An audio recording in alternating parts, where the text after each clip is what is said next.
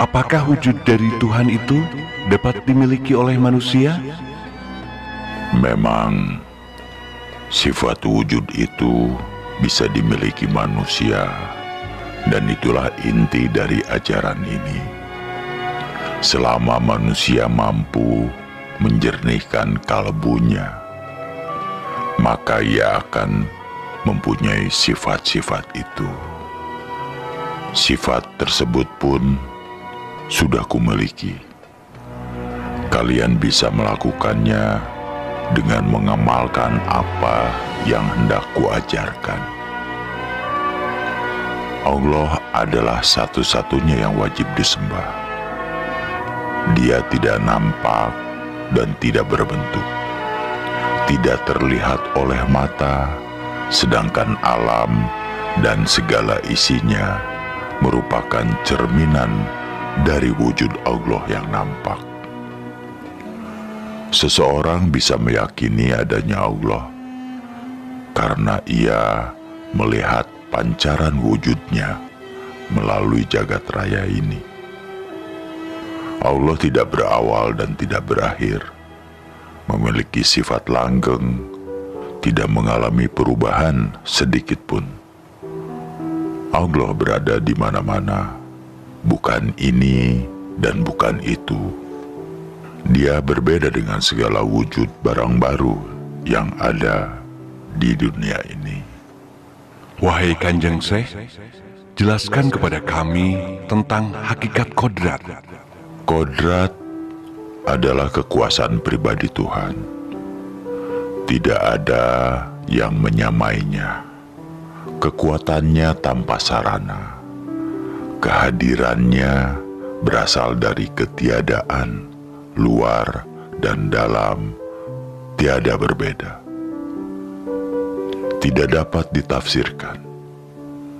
Jika engkau menghendaki sesuatu, maka pasti kalian rencanakan matang-matang dan pasti pikirkan berulang-ulang.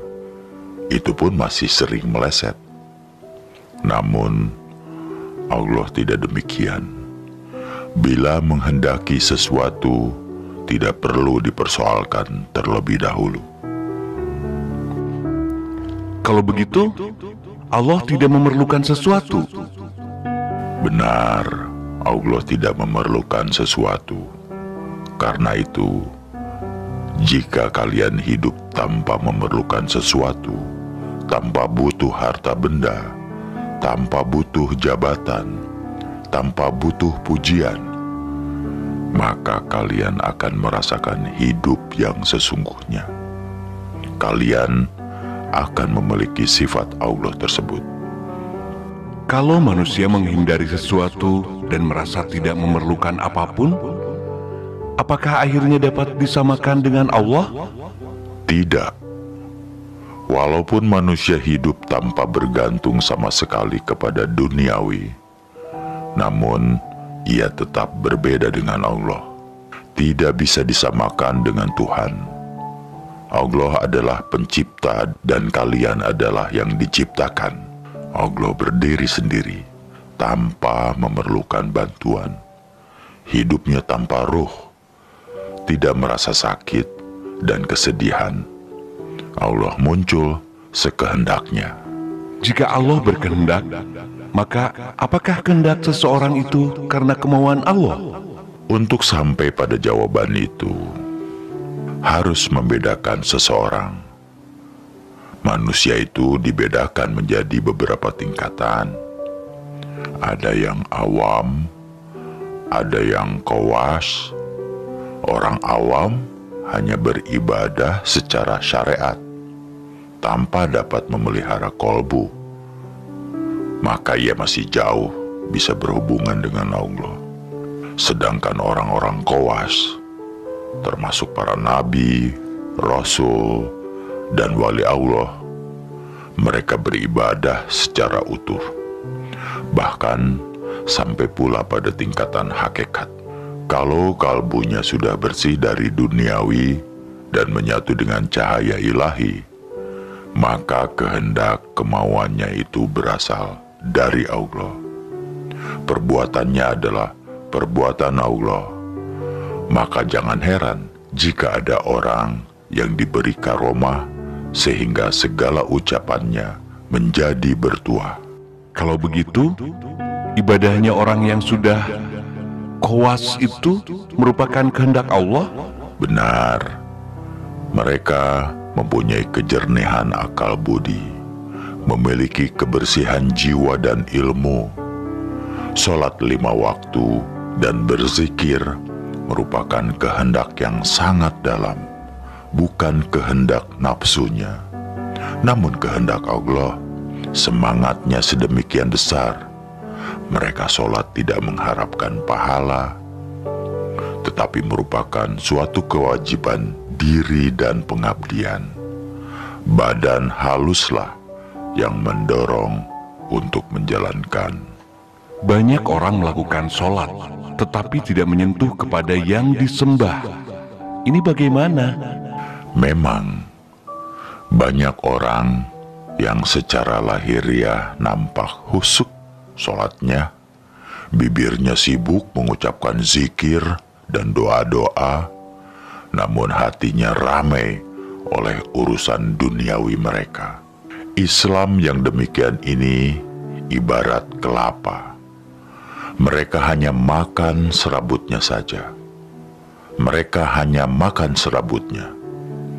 Padahal yang paling nikmat adalah buah atau daging kelapa dan air kelapanya. Mereka sholat 5 waktu sebatas lahiriah saja, tidak berpengaruh sama sekali kepada akal budinya.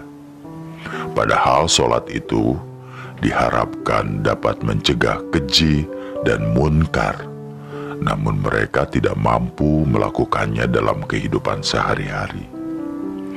Kalaupun hakikat sholatnya itu membekas pada budinya, itu pun hanya sedikit. Buat apa sholat 5 waktu jika perangainya buruk? Masih suka mencuri dan berbohong? Untuk apa bibir lelah berzikir menyebut asma Allah jika masih berwatak suka mengingkari asma? Kadang-kadang pula mereka berharap pahala. Sholatnya saja belum tentu dihargai oleh Allah, tetapi buru-buru meminta balasan. Aneh. Wahai Syekh, ada hadis Rasulullah yang menyebutkan bahwa amal hamba yang pertama kali diperhitungkan adalah sembahyang. Jika sembahyangnya baik, maka semua dianggap baik. Ini bagaimana? Itu perlu ditafsirkan. Tidak boleh dipahami secara dangkal makna dari hadis tersebut. Hadis itu mengandung logika sebagai berikut. Orang yang tekun mengerjakan sholat dengan sempurna, maka perilaku, budi pekerti, dan kalbunya juga harus terpengaruh menjadi baik. Karena sholat yang dilakukan dengan jiwa yang bersih akan berpengaruh pula bagi cabang kehidupan lainnya. Dan sebaliknya, hadis itu tidak berlaku bagi orang yang tekun mengerjakan sholat, tetapi hatinya masih kotor. Tersimpan keinginan-keinginan nafsu, misalnya ingin dipuji orang lain, terdapat ujub dan sombong, serta budinya menyimpang dan menabrak tatanan yang dilarang. Apakah ada tuntunan mengenai pakaian seseorang yang sedang melakukan sembahyang? Sesungguhnya aku, Syekh Siti Jenar, tidak sependapat jika ada orang yang mengenakan pakaian gamis dan meniru-niru pakaian orang Arab dalam melakukan sholat. Jika selesai sholat, jubah atau gamis itu dilepaskan. Sedangkan sholat orang tersebut tidaklah menyentuh hatinya. Meskipun berlama-lama merunduk di masjid, namun masih mencintai duniawi. Sholat yang pakaiannya kedombrangan, merunduk di masjid berlama-lama, sampai lupa anak istri, sedangkan dia masih mencintai duniawi dan mengumbar nafsu manusiawinya. Bahkan dalam kehidupan sehari-hari, ia seringkali menyusahkan orang lain, maka orang yang demikian itu tidak terpengaruh oleh sholat yang dilakukan. Biasanya tipe orang seperti itu sibuk menghitung pahala. Dia sangat keliru dan bodoh. Pahala yang masih jauh tetapi diperhitungkan. Sungguh, sedikit pun tidak akan dapat dicapainya. Zat yang luhur dan sejati itu sesungguhnya siapa, wahai Syekh? Gusti Allah adalah zat yang tinggi dan terhormat. Ia memiliki 20 sifat. Semua timbul atas kehendaknya. Ia mampu mencurahkan ilmu kebesaran, kesampurnaan, kebaikan, keramahan, kekebalan dalam segala bentuk. Memerintah umat, dapat muncul di segala tempat, dan sakti sekali. Aku, Syekh Siti Jenar, merasa wajib dan menuruti kehendaknya, sebagaimana ajaran Jabariyah, dengan sesungguhnya dan konsekuen. Selalu kuat cita-citanya, kokoh tidak tergoyahkan terhadap sesuatu yang tidak suci, berpegang teguh kepadanya selama hidup, tidak akan menyembah terhadap ciptaannya, baik dalam wujud maupun dalam pengertian. Mengapa Kanjeng Syekh dianggap oleh para wali sebagai wali murtad? Karena ajaranku tidak mudah dipahami orang awam. Bagaimana ajaran Kanjeng Syekh yang dianggap sesat? Aku adalah penjelmaan dari zat luhur yang memiliki semangat, sakti, dan kekal akan kematian. Dengan hilangnya dunia, Gusti Allah telah memberi kekuasaan kepadaku, dapat manunggal dengannya, dapat langgeng, mengembara melebihi kecepatan peluru. Bukannya akal, bukannya nyawa, bukan penghidupan yang tanpa penjelasan dari mana asalnya dan kemana tujuannya. Apa hubungannya antara Kanjeng Syekh Siti Jenar dengan Allah yang kau sebut sebagai zat sejati? Zat yang sejati menguasai wujud penampilanku karena kehendaknya. Maka wajarlah jika aku tidak mendapat kesulitan. Aku bisa berkelana kemana-mana, tidak merasa haus dan lelah, tambah sakit dan lapar, karena ilmu kelepasan diri tanpa suatu daya kekuatan. Semua itu disebabkan jiwaku tiada bandingannya. Secara lahiriah memang tidak berbuat sesuatu, tetapi tiba-tiba sudah berada di tempat lain. Gusti Kang Murbeng Dumadi, Allah yang kuikuti, kutaati siang malam, yang kuturut segala perintahnya, tiada menyembah Tuhan lain, kecuali setia terhadap suara hati nuraniku. Allah Maha Suci. Wahai Syekh, jelaskan apa yang dimaksud bahwa Allah itu Maha Suci. Allah Maha Suci itu hanyalah sebatas istilah saja, merupakan nama saja. Sebenarnya hal itu dapat disamakan dengan bentuk penampilanku.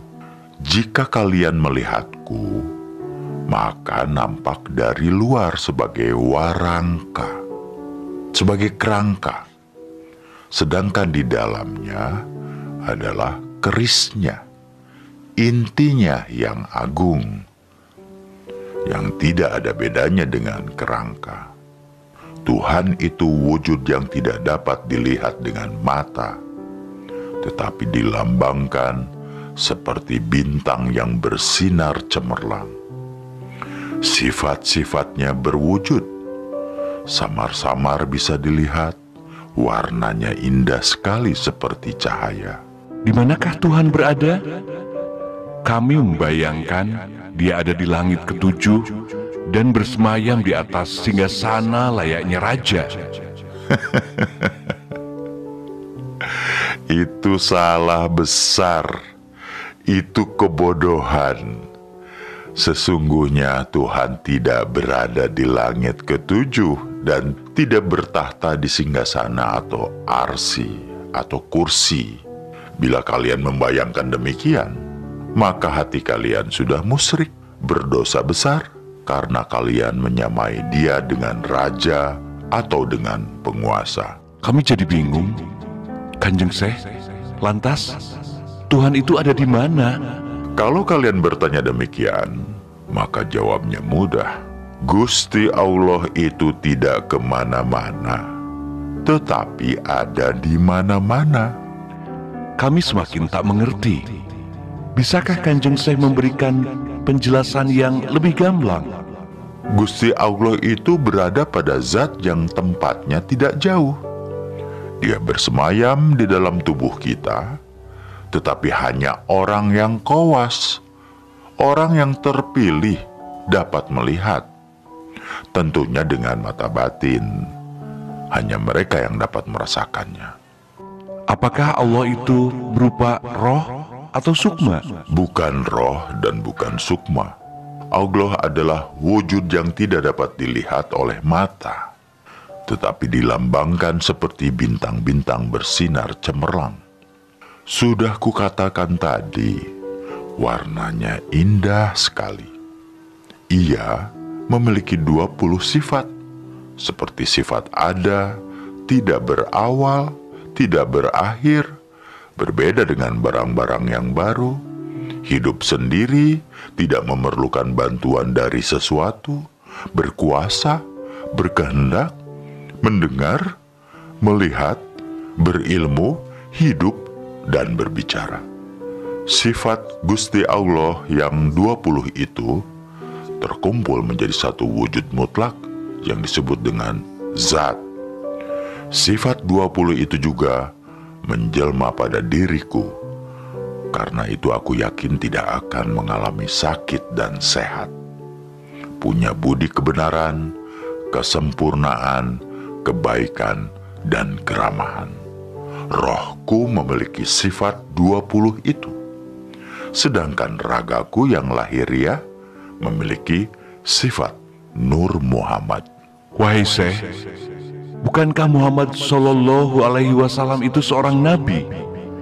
Apakah Syekh mengaku sebagai nabi? Sedangkan dikatakan bahwa setelah Nabi Muhammad, di dunia ini tidak ada kenabian lagi. Jangan salah menafsirkan kata-kataku. Jika salah, maka kau akan sesat dan timbul fitnah.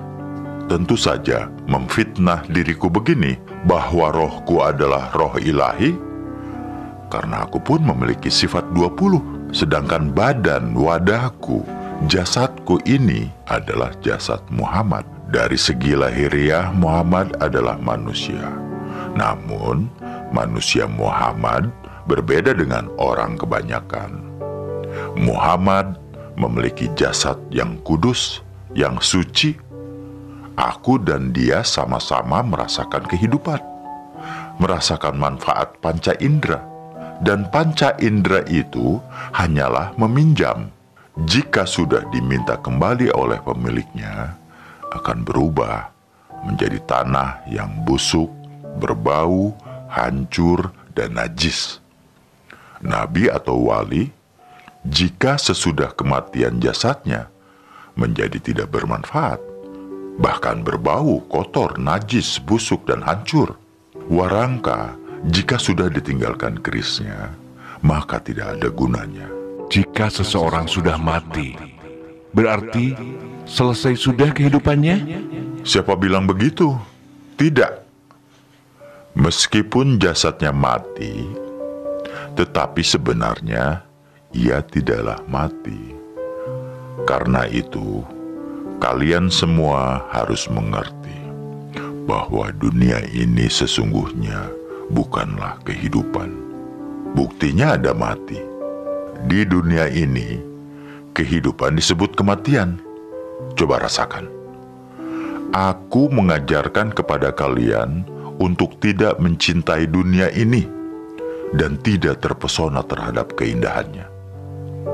Carilah kebenaran dan kebahagiaan sejati demi kehidupan mendatang, kehidupan setelah kematian. Kalian akan berarti jika telah menemui kematian dan hidup sesudah itu. Engkau harus memilih hidup yang tidak bisa mati. Dan hidup yang tidak bisa mati itu hanya kalian rasakan setelah nyawa terlepas dari badan. Kehidupan itu akan dapat dirasakan dengan tanpa gangguan seperti sekarang ini. Ketahuilah, hidup yang sesungguhnya adalah setelah nyawa lenyap dari badan. Agar dapat meraih kehidupan dalam kemuliaan sejati kelak, dalam kehidupan di dunia ini dibutuhkan kebenaran dan kebahagiaan sejati. Bagaimanakah cara mendapatkannya, Kanjeng Syekh? Jiwa manusia adalah suara hati nurani. Suara hati nurani merupakan ungkapan zat Allah yang harus ditaati perintahnya. Maka ikutilah hati nuranimu. Bagaimana caranya meyakinkan bahwa suatu bisikan adalah suara hati nurani yang sesungguhnya? Kalian harus cermat, karena hati nurani berbeda dengan akal budi. Jiwa itu milik Allah, sedangkan akal milik manusia. Akal bersifat manusiawi. Karena itu kadang-kadang akal tidak mampu menemukan keajaiban Allah. Kehendak, angan-angan, ingatan merupakan suatu akal yang tidak kebal atas kegilaan.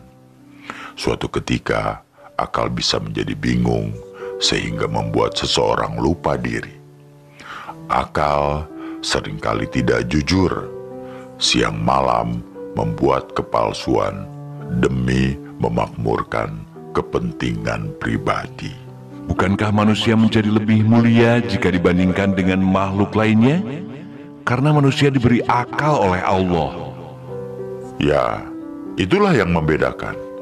Tapi jangan lupa bahwa akal seringkali tidak jujur, sering bersifat dengki, suka memaksa, melanggar aturan, jahat, suka disanjung-sanjung, sombong, yang akhirnya membuat manusia justru tidak berharga sama sekali, lebih hina dari makhluk lainnya. Jadi, kita harus menggunakan akal sesuai dengan jiwa atau kehendak Allah. Ya, benar. Jika seseorang mampu mengendalikan akalnya dengan ajaran Allah, dengan kebenaran, dan dengan jiwa yang bersih, maka ia bermanfaat menjadikan diri lebih mulia. Apa yang menghalangi seseorang sehingga gagal dalam menempuh manunggaling kaula Gusti? Jangan mementingkan kehidupan duniawi, karena kehidupan duniawi yang kalian jalani penuh kotoran. Akal kalian mudah tercemar dengan kotoran sifat dan mudah dikuasai oleh nafsu, sehingga menghalangi kalian untuk bisa menuju pada tahap manunggaling kaula Gusti. Di dunia ini ada yang cantik, tampan, dan gagah. Bagaimana kedudukan orang-orang tersebut jika kelak telah terlepas rohnya? Kalian jangan mencintai dan mengagumi bentuk yang cantik, tampan, atau gagah. Karena sebenarnya badan, wadah, atau jasad laksana sangkar yang mengurung jiwa. Badan wadah merupakan beban yang memberatkan dan menyakitkan roh kalian. Wahai Syekh, benarkah sesudah kematian ada surga dan neraka? Para wali memang mengajarkan demikian. Inilah ajaran yang justru menurutku menyesatkan karena terlalu dangkal. Para wali hanya mengajarkan serabut atau kulitnya, tidak sampai pada isinya, tidak sampai pada hakikat yang sebenarnya. Para wali mengajarkan bahwa surga dan neraka hanya dijumpai kelak setelah kiamat, adanya di akhirat, dan orang-orang awam menelan mentah-mentah keterangan itu. Siksa kubur hanya dijumpai dan dirasakan badan wadah ketika ditanam di kuburan. Para wali memang bertujuan baik, tetapi diputus sampai di situ. Mereka enggan menjelaskan lebih dalam dan lebih sampai pada makna yang hakiki. Kalau menurut saya bagaimana nih? Begini, untuk menemui dan merasakan surga dan neraka, maka seseorang tidak harus menunggu sampai mati atau sampai datangnya kiamat. Di dunia ini saja kita sudah dapat merasakan surga dan siksa neraka. Karena sesungguhnya surga dan neraka itu berada di dalam jiwa kalian, berada di dalam jiwa setiap manusia yang bernafas. Jika jiwa manusia telah bersih dari gangguan hawa nafsu dan dapat menyatu dengan Gusti Allah, maka di dunia ini ia akan merasakan suatu kenikmatan surga. Jika budi kalian misalnya menolong orang lemah, lalu hati menjadi ikhlas dan puas, maka itulah yang disebut surga. Sedangkan neraka, perwujudannya adalah jika hawa nafsu telah menguasai diri seseorang, kemudian jiwanya meronta dan merasa bersalah, maka dia tentu tersiksa. Ia tidak bisa tidur, gelisah pikirannya, sedih, dan bermacam-macam rasa tidak enak. Itulah yang dinamakan neraka. Jadi, surga dan neraka di akhirat tidak berlaku. Maksud kami, tidak ada. Surga dan neraka di hari kiamat, di akhirat kelak, sudah diterangkan dalam Al-Quran. Itu perkara gaib dan erat kaitannya dengan iman. Kalian harus meyakininya. Untuk apa meyakini? Bukankah jika di dunia berbudi baik dan beriman kepada Allah sudah merasakan surga? Sedangkan surga dan neraka di akhirat hanyalah bersifat menakut-nakuti manusia agar tidak berbuat buruk? Pendapatmu memang cerdas dan kritis. Namun kalian tidak usah mempertanyakan apakah kelak di akhirat ada surga dan neraka. Itu urusan Gusti Allah. Kalian harus meyakini, karena meyakini hari akhir merupakan rukun iman. Sekali lagi, untuk mendapatkan surga pun, kalian tidak perlu menunggu datangnya hari akhir. Meskipun seseorang sholat 1000 kali setiap hari, toh akhirnya mati juga. Walaupun badanmu kau tutupi dengan kain surban dan jubah, namun akhirnya menjadi debu juga. Maka jiwalah yang paling penting. Jika keadaan jiwa seperti Tuhan, maka surga akan didapatkannya. Kenikmatan luar biasa akan dirasakan. Wahai Syekh, sesungguhnya yang menjadi pikiranku adalah sebelum ada dunia ini, apakah sudah ada dunia lainnya? Atau setelah kiamat, apakah Tuhan membuat dunia baru lagi seperti sekarang? Sebelum dunia ada, apakah ada dunia lain? Itu hanya Allah yang tahu. Tetapi sekarang kita berada di dunia ini, menempati ruang dan waktu. Dunia ini asalnya adalah baru, kemudian mengalami kerusakan, dan kelak akhirnya menjadi hancur, lenyap, tidak berharga. Setelah kiamat, apakah Tuhan membuat dunia baru untuk kedua kalinya? Tidak. Wahai Syekh, kalau begitu, dunia erat kaitannya dengan raga kita, sedangkan jiwa erat kaitannya dengan alam akhirat. Benar. Dunia itu erat kaitannya dengan raga. Raga mempunyai sifat seperti alam semesta, yang semula baru kemudian rusak. Sedangkan jiwa tidak akan mengenal kerusakan, karena jiwa merupakan penjelmaan Zat Allah. Ketahuilah bahwa raga adalah barang pinjaman yang suatu saat akan diminta oleh pemiliknya. Ketahuilah, wahai murid-muridku, raga ini sesungguhnya sangkar yang membelenggu dan menyulitkan jiwa. Agar jiwa menjadi bebas, maka suatu saat kelak kalian akan kuajari bagaimana cara melepas jiwa dari raga. Ilmu melepas jiwa artinya bahwa kematian adalah titik awal kehidupan yang sebenarnya. Jika seseorang raganya mati, maka jiwanya menjadi merdeka, bebas, dan tidak terkungkung lagi, karena raga berhubungan erat dengan alam semesta, sedangkan jiwa berhubungan erat dengan zat Tuhan. Selamanya jiwa tidak akan bisa mati atau rusak.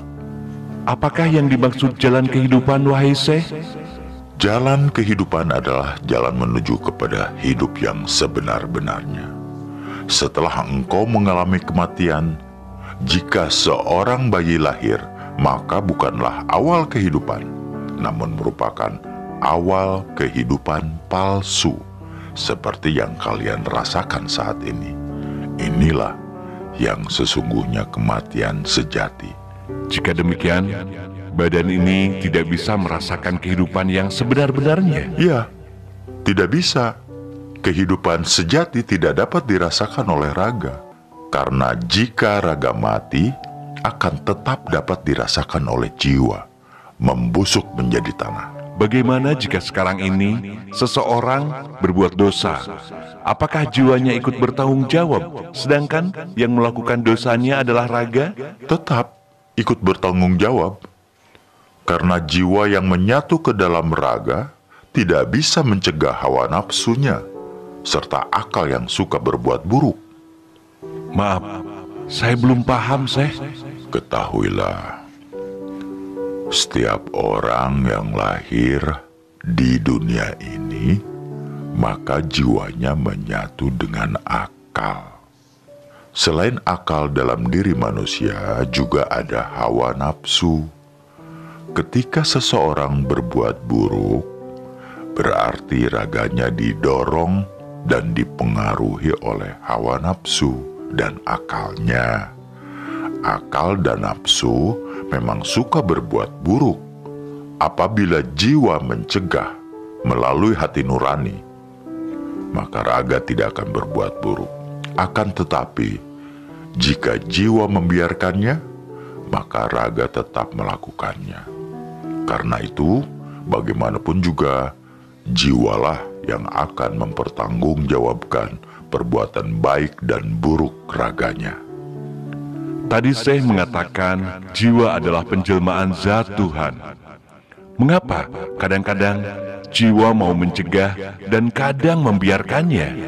Perlu kalian ingat bahwa di dalam raga ini terdapat nafsu-nafsu. Jika nafsu kuat menguasai, maka jiwa menjadi terbelenggu. Karena itulah mengapa aku katakan bahwa kehidupan sekarang ini adalah kematian, sedangkan setelah ajal merupakan awal kehidupan. Sesudah kematian, maka seseorang akan mencapai kebebasan jiwanya. Ajaran Syekh Siti Jenar memang agak beda dengan ajaran para wali songo. Siti Jenar mengajarkan bahwa Tuhan adalah zat yang mendasari adanya manusia, hewan, tumbuhan, dan segala yang ada. Keberadaan segala di dunia ini tergantung pada adanya zat. Tanpa ada zat yang maha kuasa, maka mustahil sesuatu yang wujud itu ada. Ajaran ini tidak pernah disampaikan oleh para wali songo. Mereka menyadari bahwa umatnya masih terlalu awam terhadap Islam, sehingga memberi materi yang ringan dan